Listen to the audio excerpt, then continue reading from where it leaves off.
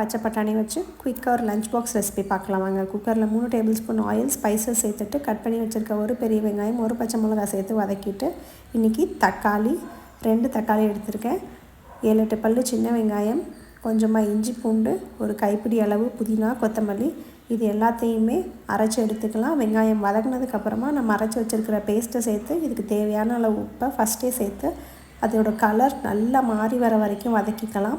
நல்லா வதங்கினதுக்கப்புறமா 1 table spoon தயிர், அது கூடவே 1 டேபிள் ஸ்பூன் மிளகாத்தூள், 1/2 டேபிள் ஸ்பூன் கரம் மசாலா சேர்த்து அதோட பச்சை வாசனை போகிற வரைக்கும் நல்லா வதக்கிக்கலாம். அதோட பச்சை வாசனை போனதுக்கப்புறமா உரித்து வச்சுருக்கிற பச்சை பட்டாணியை உள்ளே சேர்த்து நல்லா வதக்கிக்கலாம்.